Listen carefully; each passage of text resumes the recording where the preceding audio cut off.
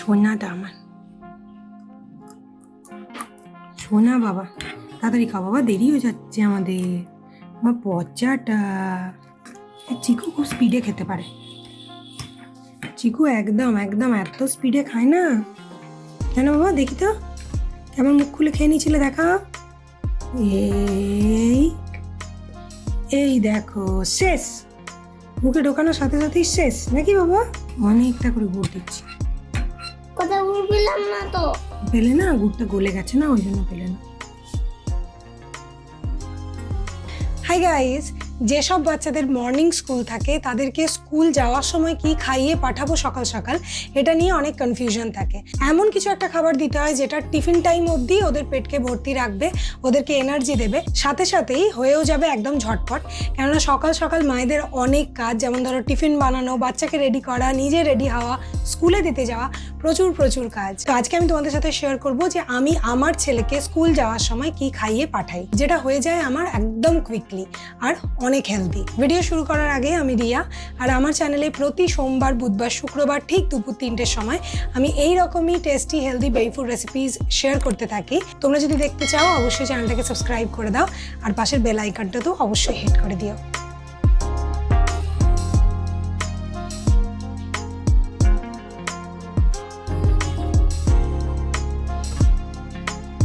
তো এই super quick আর super healthy রেসিপিটার জন্য যে ফার্স্ট ইনগ্রেডিয়েন্টটা আমার লাগছে সেটা হলো দুধ।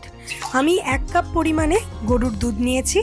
এর সাথেই আমার লাগছে ওটস। তো আমি 4 চামচ রেগুলার ওটস নিয়েছি। সাথে লাগছে 1 চামচ জাগারি পাউডার। তোমরা অনেকেই জিজ্ঞাসা করো বিষ্ণুপুরে কোথায় জাগারি পাউডার পাবো, তো আমি পোকাবান্দের পাড়ে অ্যাপোলো মেডিকেল শপ থেকে জাগারি পাউডারটা নিই। এর সাথেই আমি নিচ্ছি 4টে আমন্ডস বা কাঠবাদাম। সব থেকে প্রথমে একটা প্যান চাপিয়ে দিয়েছি, তার মধ্যে আমি ওটসটা নিয়ে নিচ্ছি। এর ওপরে আমি দিয়ে দেবো বাদামগুলো। ওটস আর বাদামটাকে আমি একসাথে ড্রাই রোস্ট করব 2 থেকে 3 মিনিটের জন্য। কালার খুব একটা চেঞ্জ করার দরকার নেই, হালকা গরম হয়ে গেলেই এটাকে নামিয়ে নিলেই চলবে। এইভাবে নেড়ে নেড়ে ড্রাই রোস্টটা করবে, আর গ্যাসের আঁচ একদম কম রাখবে, নইলে কিন্তু ওটসটা পুড়ে যেতে পারে। তো আমি এটাকে সরিয়ে নিয়েছি, একটু ঠান্ডা করে নিয়েছি। এরপরে আমি একটা মিক্সি জারের মধ্যে ওটস আর বাদামের মিক্সচারটাকে নিয়ে নিচ্ছি। এবারে আমি এটাকে গুঁড়ো করব। তো জাস্ট একবার করে চালাবো, বন্ধ করবো, এইভাবে আমি গুঁড়োটা করে নেব।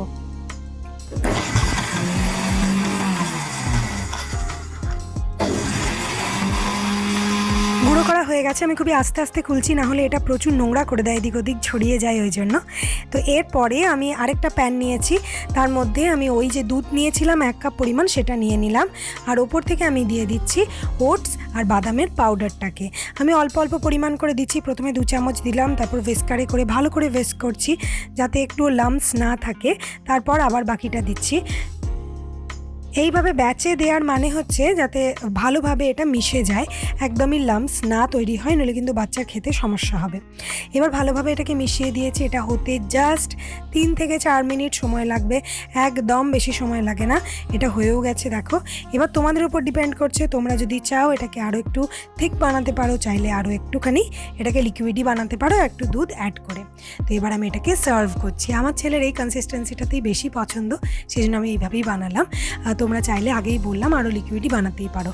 ওপর থেকে দিয়ে দিচ্ছি গুড়, আর দিয়ে দিচ্ছি একটুখানি পেস্তা, কারণ আমার ছেলে পেস্তা খেতে, কিশমিশ খেতে পছন্দ করে।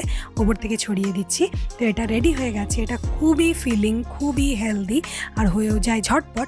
তো তোমাদের সকালবেলার বাচ্চাকে কি খাইয়ে পাঠাবো এই কনফিউশনটা এটাতে একদমই ক্লিয়ার হয়ে যাবে। তো সব থেকে শেষে আমি এটাই বলবো যে তোমাদের যদি হাতে সময় একদমই না থাকে, তাহলে লার্জ কোয়ান্টিটিতে বানিয়ে তোমরা এয়ারটাইট কন্টেনারে ভরে রেখে দিতে পারো, আর জাস্ট বার করবে, দুধ দিয়ে ফোটাবে, বাচ্চাকে দিয়ে দেবে। তবে আমি প্রেফার করি ফ্রেশ বানানো, তাই আমি ডেইলি এটাকে ফ্রেশ একইভাবে বানাই। এর অল্টারনেটিভসও আছে, এমন নয় যে প্রত্যেক দিন আমি সেম খাবারই দিই। তো কী দিই সেটা নেক্সট কোনো দিন আবার তোমাদের সাথে শেয়ার করব। বাকি তোমাদের মতামত অবশ্যই কমেন্ট বক্সে জানাও। আমার তোমাদের কমেন্ট পড়তে খুব ভালো লাগে, আমি বারবারই বলি। আর এরকম ওয়াইড রেঞ্জের ভ্যারাইটিস ভিডিও পাওয়ার জন্য আমার চ্যানেল থেকে একবার ঘুরে এসো, চ্যানেলটাকে সাবস্ক্রাইবও করে দিয়ে এসো, আর বেল আইকনটাকেও অবশ্যই হিট করে দিও। তাহলে আজকের মতো চললাম, টাটা।